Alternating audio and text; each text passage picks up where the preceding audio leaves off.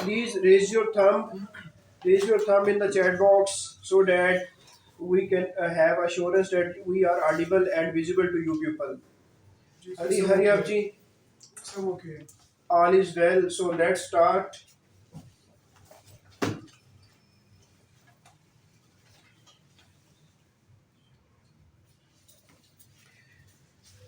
Let's start. In the name of Allah, the most merciful, the most beneficent.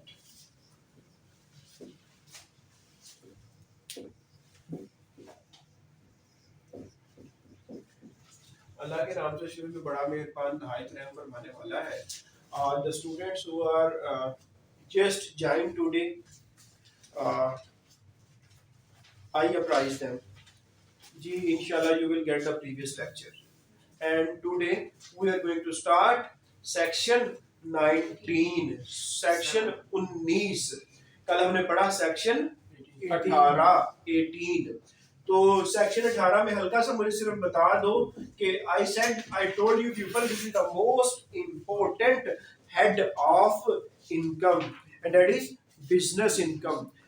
मुल्क कारोबार जो चलते हैं वहां से रेवेन्यू आता है, तो मुल्क की जरूरियात कारोबार से ही पूरी हो रही होती हैं. तनख्वाहों से, इनकम फ्रॉम प्रॉपर्टी से, या इनकम फ्रॉम अदर सोर्स से, या फिर कैपिटल गेन से जो है वो मुल्क का रेवेन्यू नहीं आ रहा होता. कारोबार होते हैं तो फिर ही मुल्क के पास टैक्सेशन आती है और फिर ही जो तनख्वाहें भी गवर्नमेंट देती है, सड़कें भी बनाती है, मेडिकल की सहूलियात भी प्रोवाइड करती है, एजुकेशन भी देती है और मुल्क का दफा भी करती है. अगर कारोबार चलेंगे तो, अगर नहीं कारोबार होंगे तो अवाम टैक्स कहाँ से देगी. तो अगर ज़्यादा पैसा टैक्स का बिजनेस से आ रहा है तो इनकम टैक्स ऑर्डिनेंस कमाई का ऑर्डिनेंस, तो वो फिर इसी पे ज़्यादा तवज्जो देगा ना, इनकम फ्रॉम बिजनेस के ऊपर. तो इसकी निटी ग्रिटीज को समझना एक इंस्पेक्टर इनलैंड रेवेन्यू के लिए इंतहाई ज़रूरी है कि वो बिजनेस को समझे. तो बिजनेस को समझाने के लिए मैंने कहा था कि it is an inclusive definition. इसमें इंक्लूड हो रहा है, मीन्स नहीं है. इंक्लूसिव डेफिनेशन है और इंक्लूड करते गए हम क्या क्या कर दिया. इंक्लूड फर्क हमने commerce, trade, manufacture, profession, vocation and adventure in the nature of, ये पांचों हमने कहा ये बिजनेस है. और बिजनेस में फिर मैंने आपको ये भी बताया था कि बिजनेस जब कोई बंदा करता है तो कमाई करता है. कमाई को फिर हम इनकम कहते हैं. इनकम को मैंने दो हिस्सों में इस तरह करके तोड़ दिया था. एक को मैंने कहा था इनकम टैक्सेबल है और इनकम को मैंने कह दिया था एग्जैम्प्ट है. फिर हमने कहा था कि टैक्सेबल इनकम सही पे पहुंचने के लिए हम इनकम को लिखते हैं, नीचे खर्चे लिखते हैं, ये कहा था मैंने. और खर्चों को मैंने क्या कहा था, डिडक्शन. और फिर मैंने कहा था डिडक्शन को भी मैंने इस तरह करके बताया था कि एक कोने पे डिडक्शन अलाउड है और एक पे डिडक्शन नॉट अलाउड है. और फिर इनकम के अंदर मैंने मुख्तलिफ तरीकों से कारोबार करके प्रॉफिट एंड गेन का बताया था. और हमने टेंजिबल मूवेबल प्रॉपर्टी का हायर या लीज के ऊपर भी बताया था. फिर फाइनेंशियल इंस्टीट्यूशन जो है प्रॉफिट ऑन डेट कमाते हैं उसका भी बताया था. और इम्पेयरमेंट लॉस और रीवैल्यूएशन गेन के बारे में भी कुछ बताया था. तो 18 को मैंने कोशिश की थी कि सेक्शन 18 को कवर कर दूं. तो सेक्शन 18 कवर किया तो फिर मैंने कहा हम 19 को छोड़ देंगे और हम 20 और 21 की तरफ चले जाएंगे, क्योंकि 20 में वो मैंने जो डिडक्शन इस तरह बना के दी थी, एक तरफ मैंने कहा था डिडक्शन अलाउड है और दूसरी तरफ कहा था डिडक्शन नॉट अलाउड. तो डिडक्शन अलाउड जो है वो सेक्शन 20 है और डिडक्शन नॉट अलाउड सेक्शन 21 है. लेकिन हमारे जो बड़े ही रिस्पेक्टेबल रिजवान शाह साहब फ्रॉम जालमक्सी, उन्होंने कहा सर मैंने स्पेकुलेशन को पढ़ा, स्पेकुलेशन की मुझे कुछ पता नहीं पड़ा, तो आप ना पहले स्पेकुलेशन को भी साथ साथ बताते जाएंगे. तो फिर स्पेकुलेशन ही कर लेते हैं. स्पेकुलेशन क्या होती है? अगर आप डिक्शनरी खोलें और स्पेकुलेशन का मुझे मीनिंग तो बताएं, डिक्शनरी में क्या लिखा हुआ है? क्या सर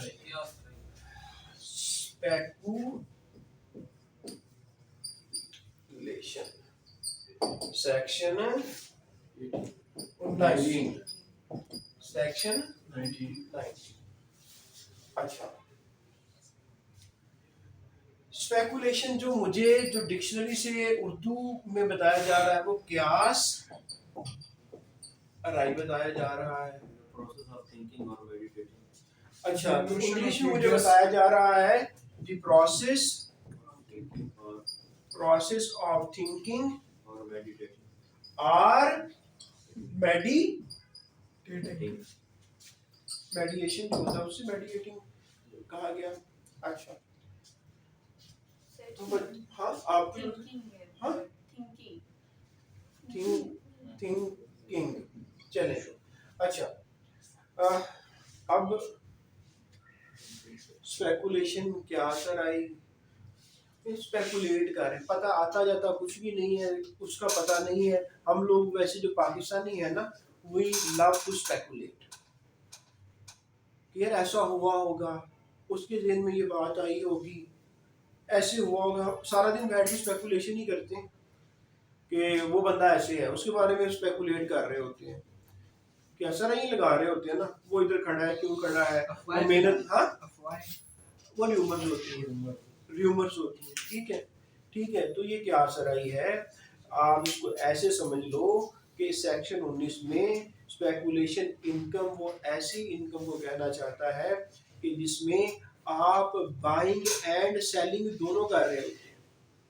लाइक सूफिया है, सूफिया आप ऐसे करती हो कि आप बाय भी कर रही हो और आप फरोख्त भी कर रही हो, और आप जिसको बाय कर रही हो, जिसको फरोख्त कर रही हो, उसकी डिलीवरी नहीं लेती।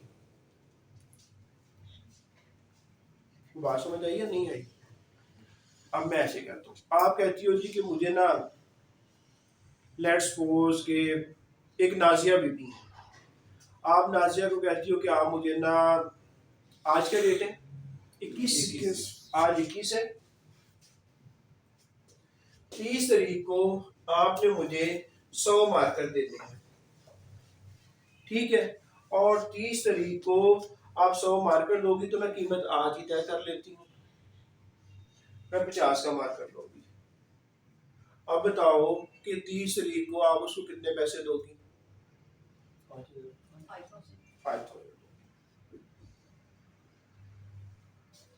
आप बड़ी समझदार हो। जब 30 तारीख आई, आपने कहा नाजिया मेरी मार्कर्स आपके पास हैं? जी हैं। मार्केट में इस वक्त कीमत कितनी है?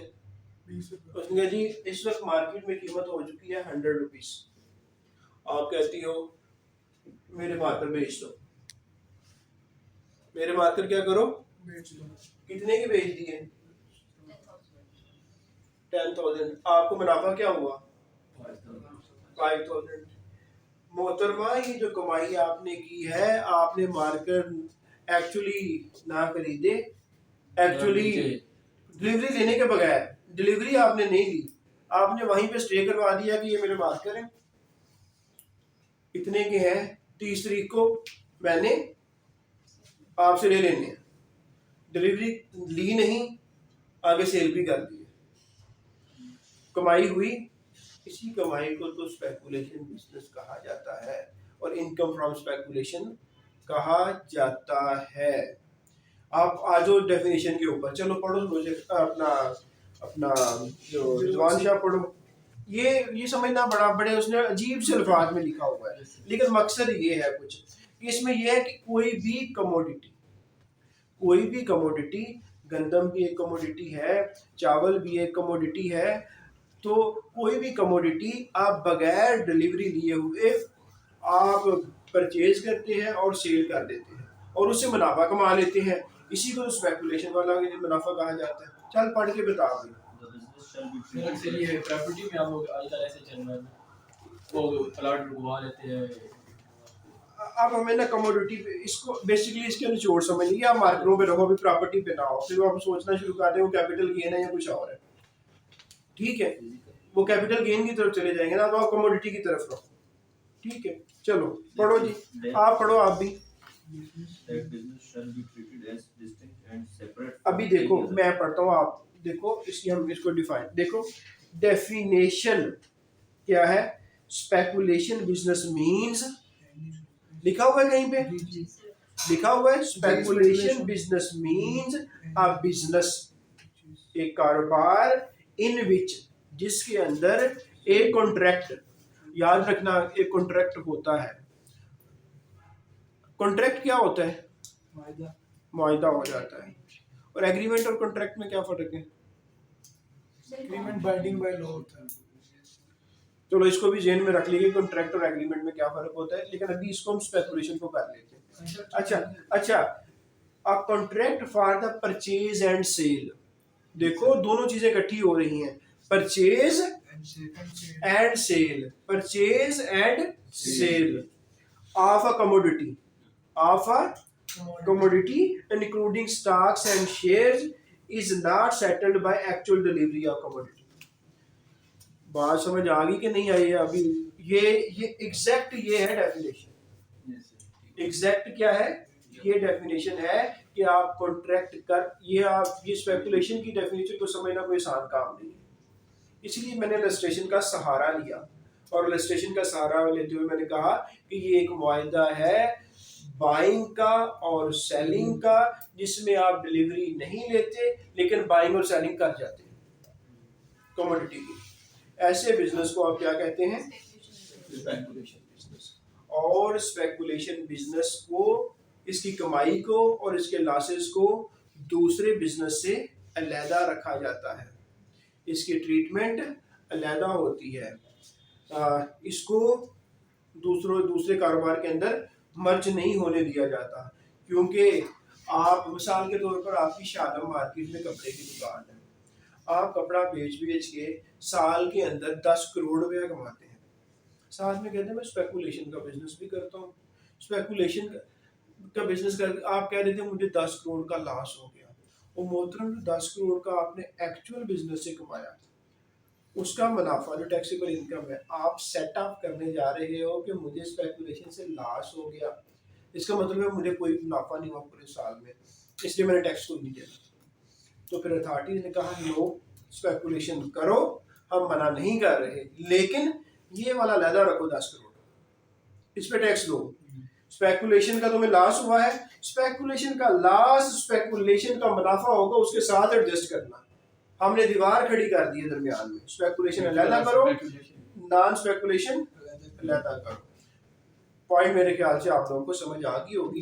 फर्दर मैंने इसे वैसे अलहदा रखना था कि बाकी बिजनेस को चलाना था, लेकिन आपकी फरमाइश पे, क्योंकि मेहमान है हमारे कोयटा से, तो मेहमानों की जो है ना और माननी पड़ती है।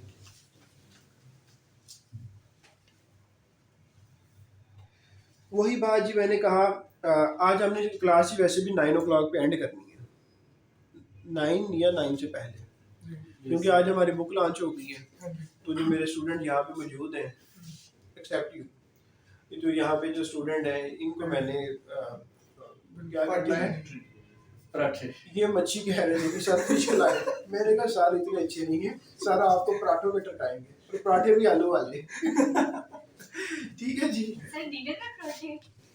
यहाँ पे पाकिस्तान में सब कुछ चलता है। लाहौर में तो बदाम के पराठे लाहौर इतने मशहूर हैं कि आप सुबह कहीं 2 बजे भी गुजर रहे हो ना गाड़ी लेके यहाँ से, तो आपको 2 बजे भी खड़े लोग आप देखें रश होगा, और 2 बजे भी लोग पराठे खा रहे होंगे, रात 12:30 भी खा रहे होंगे, आप जाएंगे तो पराठे और लस्सी खा रहे होंगे। ठीक है, चलो तो आज हम ना वो सेलिब्रेट करने जा रहे हैं, ठीक है, और सेलिब्रेट पराठों की अंडा 40 रुपीज का हो गया। वो सब पैसे लेंगे, वो 40 रुपीज है। मेरी कमिटमेंट है पराठों तक, और अंडे तो मैं नहीं निकालूंगा। चलिए, तो जो जूम पे है उनके लिए हम कैंडीज यहीं से भेज देंगे बना के। अच्छा, ये मैंने यार बता दिया, इंपॉर्टेंट पॉइंट नोट कर लो कि ये सेपरेट रखी जाएगी, इनकम भी इसकी सेपरेट कैलकुलेट की जाएगी, इसकी जो दूसरे बिजनेस की जो कल मैंने ट्रेडिंग वाले की या मैन्युफैक्चर वाले की या प्रोफेशन की, उसके साथ आप इसको शामिल नहीं करोगे। अच्छा, एक्सपेंसेस की जो अपॉर्चनमेंट होती है वो भी इसका अलहदा रखा जाएगा। लेकिन है आएगी ये भी इनकम फ्रॉम बिजनेस हेड के अंदर, और इसके जो लॉसेस होंगे वो किसी और के साथ एडजस्ट नहीं किए जाएंगे। अच्छा, फिर वो ना कह रहा है कि स्पेकुलेशन बिजनेस, तो मैंने तुम्हें ये कह दिया, लेकिन कुछ इस तरह के कॉन्ट्रैक्ट्स होते हैं, कुछ इस तरह के बिजनेस होते हैं जो आपको लगेंगे कि ये स्पेकुलेशन है, लेकिन वो है नहीं। कुछ आपको लगेंगे कि ये स्पेकुलेशन हो रही है, ये क्या सराइयों वाला बिजनेस हो रहा है, लेकिन एक्चुअली वो नहीं है। वो मैं आपको हाईलाइट कर देता हूँ वो कौन कौन से नहीं है। एक बंदा मर्केंटाइल बिजनेस कर रहा है, कमोडिटीज का बिजनेस कर रहा है और कमोडिटी मार्केट में डील कर रहा है। वो अपने नुकसान से बचने के लिए बाइंग एंड सेलिंग वाला कॉन्ट्रैक्ट कर लेता है, तो वो क्या सराई नहीं कर रहा, वो स्पेकुलेशन नहीं कर रहा। वो स्पेकुलेशन के मर्केंटाइल का तो पता है ना, मर्केंटाइल एक्सचेंजेस भी हैं, ठीक है, यहाँ पे कमोडिटीज बिक रही होती हैं, गोल्ड बिक रहा होता है, चांदी बिक रही होती है, इस तरह की चीजें बिक रही होती हैं, आप लोग खरीद रहे होते हैं। तो अगर एक बंदे को आने वाले दिनों में कोई डाउट हो कि मुझे लॉस होगा, तो आज ही कुछ बाइंग एंड सेलिंग करके रख लूं, और वो है भी मर्केंटाइल वाला, तो उसको वो स्पेकुलेशन नहीं कर रहा, वो एक कैलकुलेटेड काम कर रहा है, उसका कारोबार ये है। फिर एक फॉरवर्ड मार्केट होती है जिसमें लोग फॉरवर्ड कॉन्ट्रैक्ट सेल और परचेज कर रहे होते हैं, जिस तरह ये ऑयल बकेट्स वगैरह लोग कंपनीज परचेज कर रही होती है, पाकिस्तान परचेज कर रहा होगा अपनी ज़रूरियात को सामने रखते हुए। तो ये सब ये याद रख लें, इसकी निटी-ग्रिटीज में ना जाएं कि फॉरवर्डिंग मार्केट है, तो अगर वहां पे आप अपनी लॉस को बचने के लिए कुछ अरेंजमेंट्स कर रहे हैं, तो वो स्पेकुलेशन नहीं होगा। मैंने अभी मर्केंटाइल वाला बता दिया, मैंने दूसरा फॉरवर्डिंग मार्केटिंग का भी बता दिया, और तीसरा जो है वो ये भी स्टॉक एंड शेयर। हाँ जी, बिल्कुल ऐसे ही है। हाँ, तो कुछ जो स्टॉक एक्सचेंज में बैठे होते हैं शेयर सेल और परचेज करने के लिए, वो आने वाले दिनों में लॉस को बचने के लिए अपनी कुछ इस तरह की एडजस्टमेंट कर लेते हैं कि बाइंग एंड सेलिंग इस तरह कर रहे होते हैं, लेकिन वो क्योंकि वो इन्वेस्टर्स हैं, वहाँ पे उनका काम ही ये है, ब्रोकर वहीं पे बैठा हुआ है, तो अगर वो ये काम कर रहे हैं तो वो स्पेकुलेट नहीं कर रहा, उसका तो कारोबार ही ये है। तो स्पेकुलेशन की समझ आ गई कि ये एक मुआहदा होता है जिसमें बाइंग एंड सेलिंग आप कर रहे होते हैं। यहाँ पे सूफिया बाइंग एंड सेलिंग कर रही होती बगैर डिलीवरी लिए हुए, इसको क्या कहा जा रहा है? Speculation business. आज जी वापस अपने सेक्शन 20 के ऊपर डिडक्शन।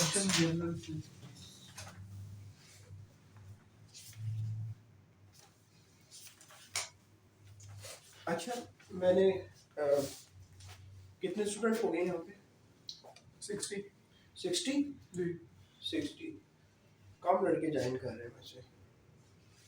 अच्छा, उनको ना थोड़ा सा दिलासा हो गया ना कि वो दूसरी तरफ से सपोर्ट कर देंगे, लेकिन अच्छा जी, आप घर पे क्लास ले रही थी जी सर। तो सही जा रहा था, ये सारी चीज़ सही नजर आती हैं? जी सर, बिल्कुल क्लियर था। कैमरे का रिजल्ट भी ठीक होता है? जी सर। ठीक है।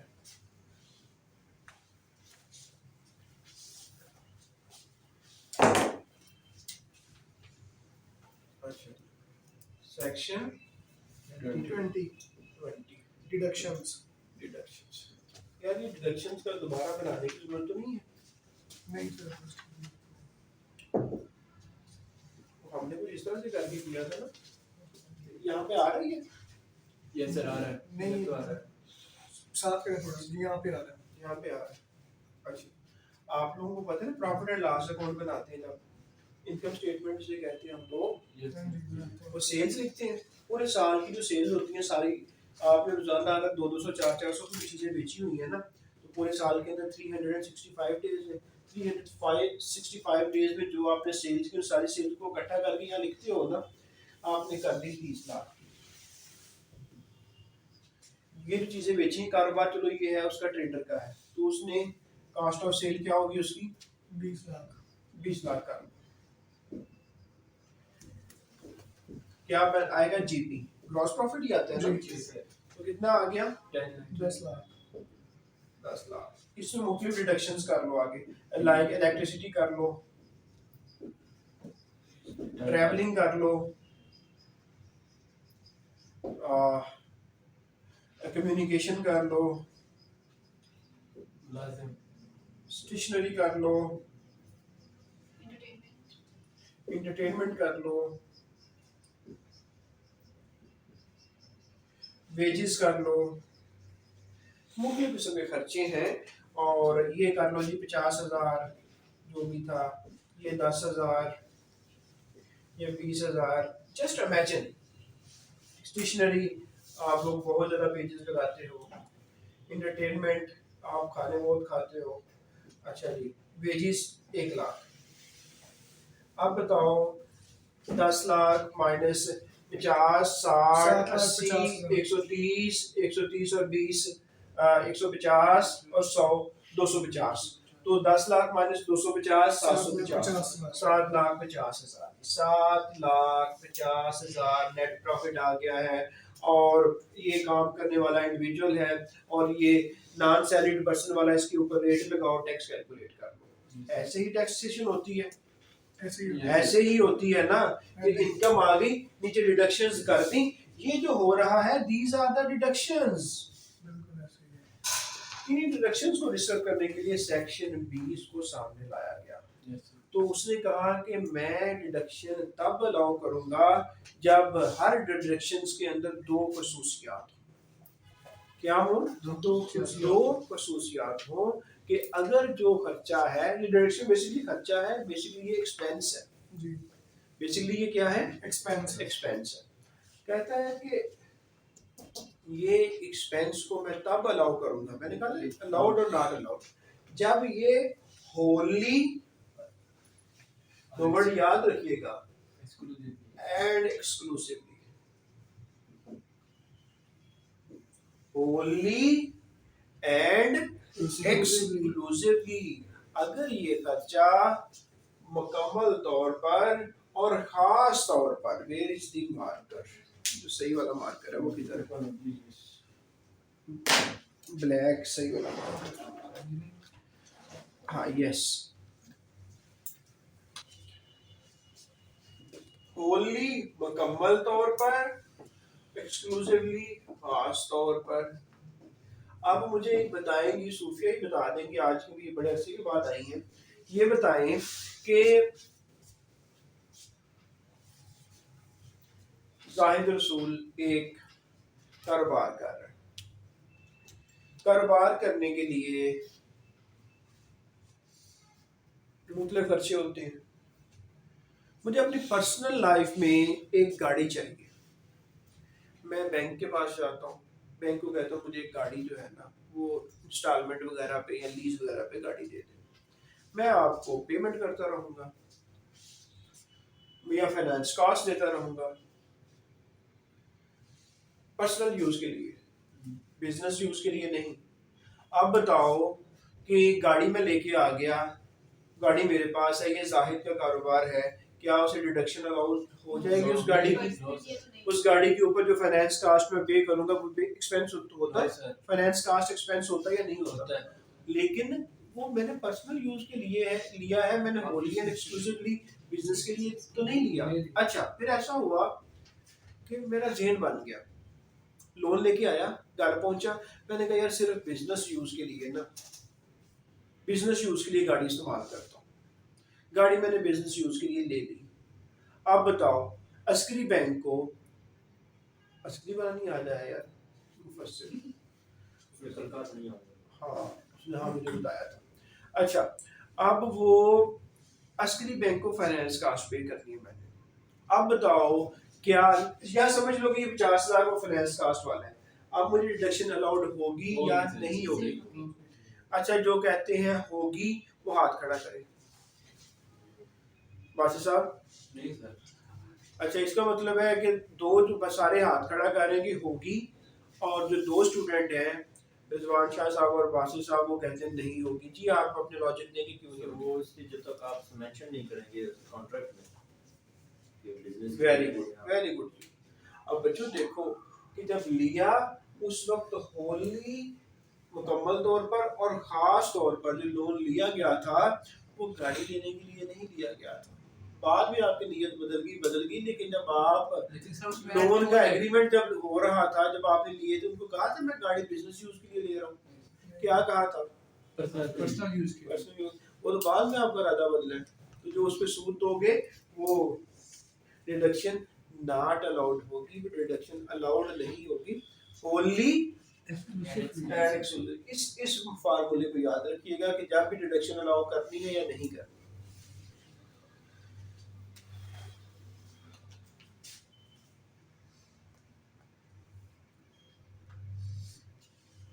अच्छा, अब कुछ लोगों का बिजनेस ऐसा होता है कि वो बिजनेस में एनिमल को यूटिलाइज करते हैं और उससे पैसा कमाते हैं, लाइक मिल्क मैन, ग्वाला, दूध वाला। ऐसे ही है कि वो क्या करता है, उसने काउज या बैफलोज वो रखी होती हैं और उनका दूध लेता है और दूध मार्केट में बेचता है। कोई गाय जो है वो, क्योंकि जो भी इस दुनिया में फानी है उसने जाना है,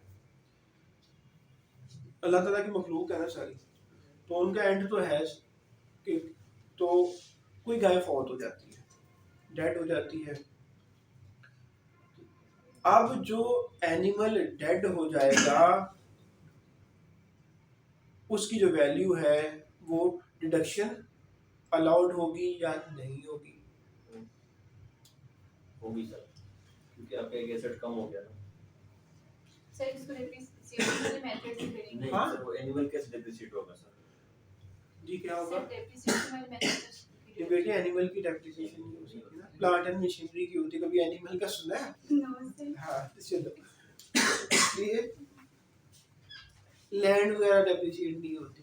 तो इस तरह इनकम टैक्स ऑर्डिनेंस में उनको फैसिलिटेट किया गया कि बेचारा कमाई कर रहा है, चलो साल के अंदर उसने 30 लाख का दूध बेच लिया, लेकिन उसकी अगर 5 लाख की या 3 लाख की या 2 लाख की भैंस जो है वो दुनिया से चली गई, तो वो 30 लाख में से 2 लाख माइनस कर ले और 28 लाख के ऊपर टैक्स दे दे। सही होगी बात? उसकी पूरी कीमत अभी अभी अभी तो आगे जाने तो दिया करो यार। जब डेड बॉडी होती है ना, खाल होती है जिसे कारकैसेस कहते हैं, ठीक है, बकिया जात जिसे कहते हैं कि एनिमल वगैरह चला जाता है, बकाया जात है जो भी उसकी लाश होती है, कारकैसेस कहते हैं। अगर वो भी तुम बेचते हो तो ये वाली जो अमाउंट होगी पूरी पूरी वैल्यू नहीं उसकी जो गाय वगैरह की, उसमें से ये वाली जो तुम बेच के पैसा ले लोगे ना, डिडक्शन में से ये वाली माइनस हो जाएगी। सही मिसाल के तौर पर अगर 2 लाख का आपको डिडक्शन अलाउ हुआ है, लेकिन उसकी जो खाल है या उसके बकाया जात है जो कुछ भी है उसका, अगर वो 20,000 का बिक जाता है, ठीक है, तो डिडक्शन अलाउड जो है वो 1,80,000। ये रोजे खान पूछो जी क्या कहना चाहिए, ये पूछना चाह रहे थे, तो फिर मुझे भी तो करने दो ना, भी मैं इस पे पहुंचा ही नहीं हूँ।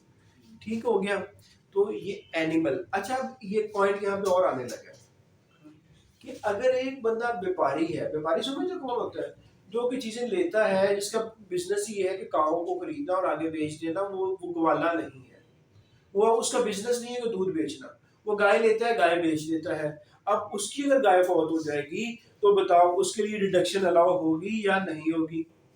जी क्यों नहीं होगी? ऐसी में गैरियर बताओ, लॉजिक बताओ जी। देखो ना हम कैसे क्वेश्चन कर रहे हैं कि गाय भी पूछ रहे, तो हम गाय का भी बता दें। हाँ जी बताएं। होगी? आपने कैसे कह दिया होगी? वो तो क्योंकि उसने खुद खरीदे, पैसे तो वही देगा। सर क्योंकि वो तो बाय और सेल कर रहे हैं, उससे कोई प्रॉफिट तो नहीं चला, वो कोई बिजनेस तो नहीं चला रहा। ये तो बिजनेस है।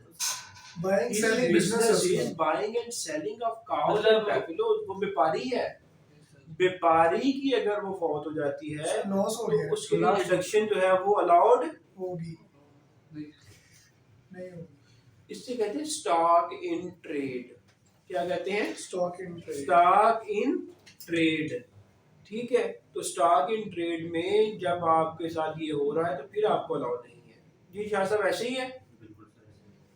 कि जब स्टॉक इन ट्रेड अभी देखना आपने, अब ये वहां जाकर पेपर में आंखें बंद करके कान बंद करके टिक ना लगा देना कि सामने का काउ फौत हो जाएगी तो डिडक्शन अलाउड होगी। और भाई किसकी फौत होगी ये भी तो सोचो, कि जो दूध वाला है उसकी है या जिसका कारोबार ही है गाय लेना और बेच देना। अगर गाय लेना और बेच देने वाला जिसको व्यापारी कहते हैं, जिसका अगर गाय वो स्टॉक इन ट्रेड होगी तो स्टॉक इन ट्रेड वाले की गाय फौत होगी तो फिर डिडक्शन अलाउड नहीं होगी। जिसका कारोबार दूध वगैरह का है अगर उसकी फौत होगी तो उसको डिडक्शन अलाउड होगी। तो समझ आ गई या नहीं आई? सर अगर कोई दूध का कारोबार करता है, उसकी गाय या भैंस बूढ़ी हो जाती है, दूध नहीं देती है, अगर वो उसको बेच देता है तो हाँ, तो ये भी एक बिल्कुल मेरे सेहत में नहीं आया, मैं ये भी बता देता हूँ। इसे कहते हैं परमानेंटली यूजलेस। कि कुछ गायें जो वो फौत तो नहीं होती लेकिन इस्तेमाल के काबिल नहीं रहती, कि मसलन कि वो दूध के लिए उसने ग्वाले ने रखी लेकिन वो दूध नहीं देते, तो फिर जब वो उसको बेचता है, अब यहाँ पे देखो उसको नुकसान होने जा रहा है 2 लाख का, ठीक है, तो वो अब वो उसके लिए काट ही जाएगी और उसके अलावा और कोई हल नहीं है। तो यहाँ पे है तो जिंदा, लेकिन जब उसको बेचने जा रहा है तो उसको वो 50,000 की बिक रही है, ठीक है, तो जो डिडक्शन अलाउड होगी 1,50,000। अपने की बिक्री को माइनस कर हाँ अपने की बिक्री को माइनस कर हाँ, जितने की बिकेगी वो माइनस कर लेगा। तो देखो अगर परमानेंटली यूजलेस हो गई, डेड हो गई, तो फिर ये ट्रीटमेंट हो जाएगी। लेकिन किसके लिए? जिसका बिजनेस है इनका, कि वो दूध के तौर पर इस्तेमाल कर रहा है एनिमल को, ठीक है, जो स्टॉक एंड ट्रेड के लिए इस्तेमाल करे, तो कारोबार कर रहा है तो कारोबार में उसका इस्तेमाल है, तो उसको दूध के अलावा मैं ये इसको बड़ा करो यार, सिर्फ दूध पे ना रह जाना। तो मिसाल के तौर पर किसी के पास घोड़े हैं और घोड़ों से वो सामान एक जगह से उठवाता है और दूसरी जगह लेके जाता है, वो बिजनेस में घोड़ों का इस्तेमाल कर रहा है। वो चीज़ों को शिफ्ट करने के लिए, पहाड़ी इलाका है, नीचे से उठा के पहाड़ पे चीज़ों को लेके जा रहा है, ठीक है, तो वो मकसद ये है कि बिजनेस में उनका इस्तेमाल है। अगर उस वो डेड बॉडी या वो घोड़ा यूजलेस हो जाता है तो फिर डिडक्शन अलाउड है। लेकिन अगर घोड़े खरीदने और बेचने का काम है उसका और वहां पे घोड़ा गायब हो जाता है, घोड़ा दुनिया में नहीं रहता, तो फिर नॉट अलाउड। बस ये मैंने कहा ये ना हो पेपर में घोड़ा आ जाए तुमको सामने दिखाओ कहा था तो ये काम ना करना। एनिमल, मैं एनिमल का यूज कह रहा हूँ। डिडक्शन मिलनी चाहिए ना, उसने पैसे दे के खरीदी है। दे रहा है ना कि यार दे तो रहा है, और कैसे दे रहा है। लेकिन अगर कोई कारोबार कर रहा है, सिर्फ इधर से लेता है उधर बेच देता है, अगर उसको मार जाता है तो उसका फिर वो ऐसे नहीं होता, उसको डिडक्शन अलाउड नहीं होगी। बात बन गई जी। मैंने कहा ये ना हो गया सारे सिर्फ काव तक रखा था, काम काव और बैठे तो हादसा आ गया तो नाना दी पाओ पर तो आशा हो सकता है ना, ये नन ऑफ दी पाओ। एनिमल जी, एनिमल कुछ रह तो नहीं गया जी।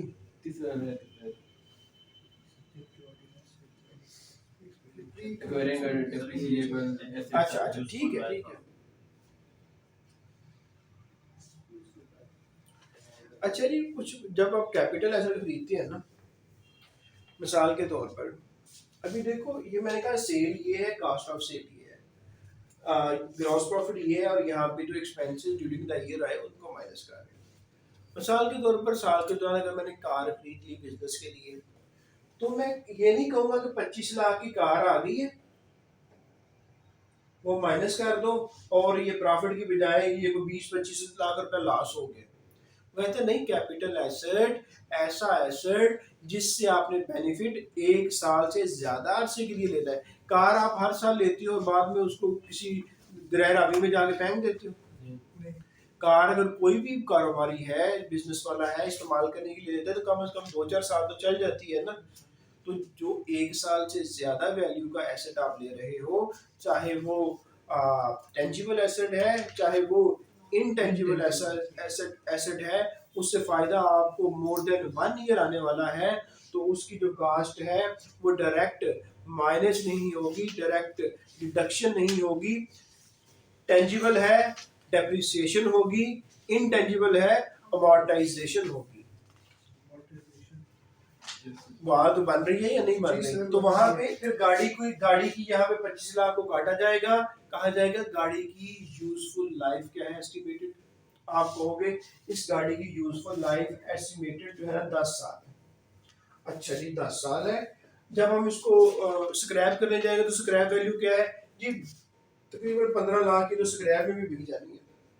तो इसका मतलब है 25 lakh minus 15 lakh 10 lakh divided by 10 multiply by मतलब 1 लाख। तो यहाँ पे अलाउ कितना हो जाएगा? 1 लाख। तो बात ये बनी कि जो कैपिटल एसेट है उसकी या तो डेप्रिसिएशन अलाउ होगी या अमोर्टाइजेशन अलाउ होगी। ये डिप्लीशन क्या होता है?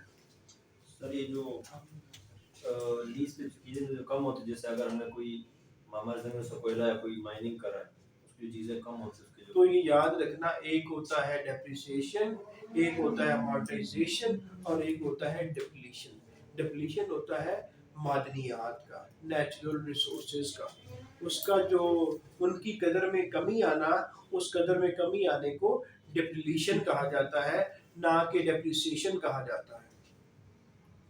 चलो ये आगे बढ़ते हैं।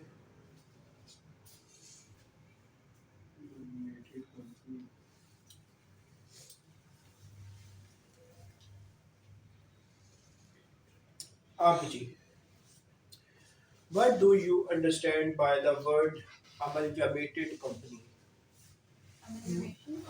अमेलगमेशन जब दो कंपनीज आपस में मिलके काम करें। कंपनीज का आपस में मर्ज हो जाना। कंपनीज का आपस में मर्ज हो जाना जी। मर्जर क्या होता है? मर्जर एक होता है मर्जर एंड एक्विजिशन। मर्जर का भी होता है, एक मर्जर भी होता है ना, मर्जर फ्ला बैंक और फ्ला बैंक मर्ज करके हैं। तो फिर इमर्ज होता है ऊपर के सामने आता है। जिस तरह इंस्पेक्टर जनरल रेवेन्यू की तैयारी के लिए हमारी हेड इमर्ज हुई, ऊपर के सामने आई थी। गोल मेरे ज्यादा सर, वारिद और जैज गोल मेरे ज्यादा, किसके साथ? गोलू के साथ। दो चीजों का मार्ग हो जाना सर। हाँ वो वेरी गुड। सर जैसे जैज और वारिद हो गए। हाँ? जैज और वारिद हो गए। जैज और वालिद का मर्जर हुआ है। तीसरा खाली एक अमेलगमेशन हुई है। अमलगमेशन हुई है। बताओ यार। इमर्ज हुआ सर। नहीं अच्छा चलो आगे हम उसको समझने लगे हैं कि ये इसको खत्म करें ना।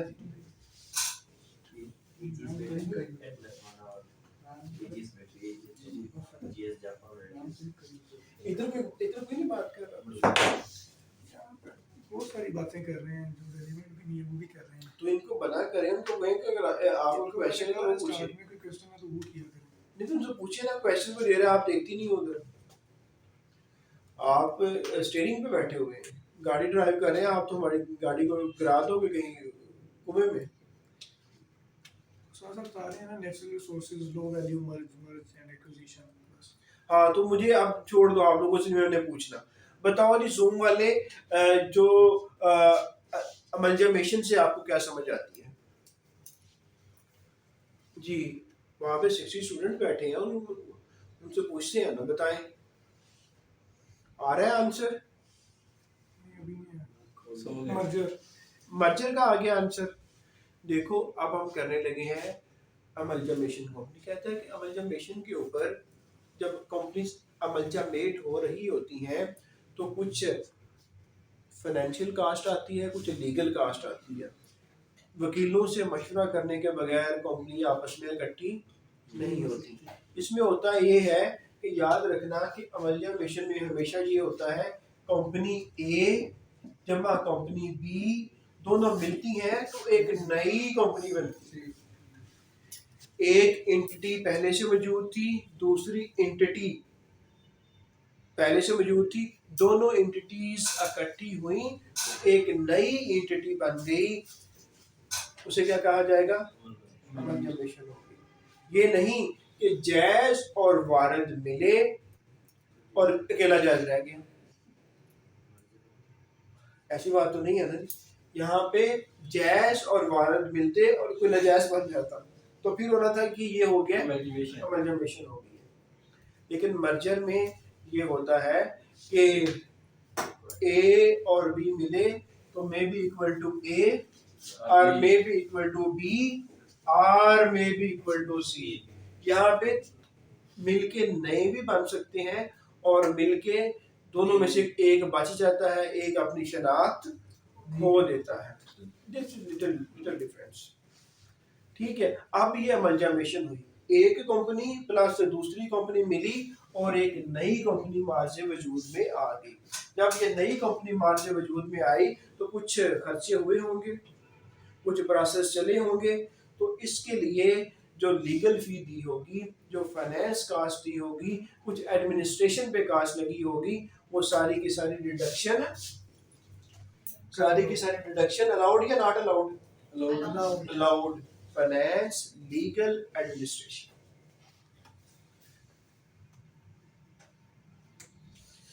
ये याद रखिएगा कि इसको अमलजामेशन को करने के लिए, इसको प्लान करने के लिए और इसको इम्प्लीमेंट करने के लिए ये वाले खर्चे जो मैं कह रहा हूँ, फाइनेंस, लीगल, एडमिनिस्ट्रेशन के खर्चे अमलजामेशन को प्लान करने में और इसको इम्प्लीमेंट करने में, तो ऐसे खर्चों को हम डिडक्शन क्या कह देंगे? Deduction allowed. अच्छा, खत्म हो गया? नहीं खत्म हुआ? ये खत्म हो गया। खत्म हो गया तो फिर क्या लाते हैं? बस ये खत्म हो गया ना 20। 19 भी पढ़ लिया, 20 भी पढ़ लिया। अच्छा तो हाँ, let's have a party. Yes. अच्छा तो क्या वहाँ से क्या आवाजें आ रही हैं? इन जी डियर स्टूडेंट, ये दो सेक्शन है, एक स्पेकुलेटिव वाला और and other one is deduction वाला। तो इसमें companies on broadly equal terms into one company को ही बता रहे हैं। वो शाबाश। कहाँ से परचेज करनी है? हाँ, वेरी गुड वेरी गुड। तो यार वो बताओ, ये बुक कहाँ पड़ी हुई है? ये ये लेना। यार मैं ग्रुप में शेयर कर देता हूँ।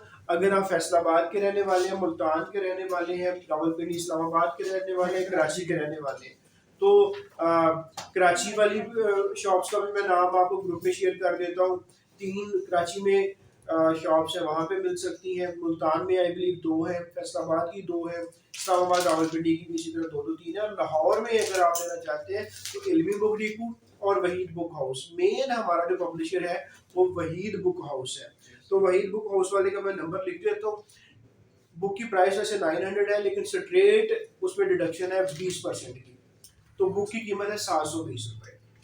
अगर आप फिजिकली लेते हैं तो बुक मिलेगी 720 की, और अगर आप कोयटा में भी बैठे हैं और आप कोरियर करवाना चाहते हैं तो फिर आपको 150 रुपए देने पड़ेंगे कोरियर के चार्जेस। और अगर आप फिजिकली लेना चाहते हैं तो फिर 720 की मिलेगी, और ये फिर 870 बन जाते हैं अगर आपने फोन करके मंगवानी है।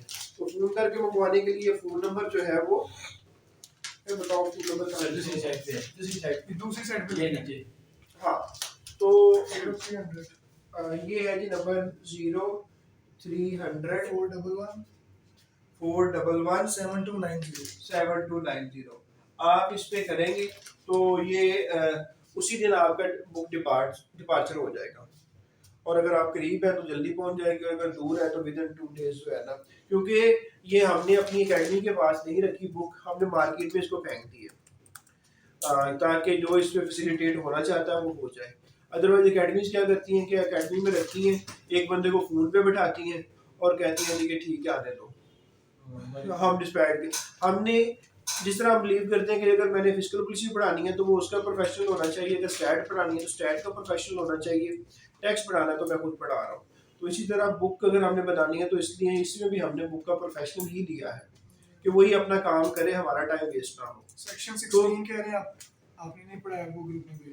अच्छा बेटा, जो है ग्रुप 5 वाले उनको तो मिल गया है, जो क्रैश वाले हैं वो वालों को हम अभी पराठे खाने से पहले दे देंगे। ठीक हो गया? तो ये है जिस पे काम करें और डिलीवरी लें और इंशाल्लाह ये आपके लिए हेल्पफुल होगी। थैंक यू वेरी मच जी। ओके जी, अल्लाह हाफ़िज़।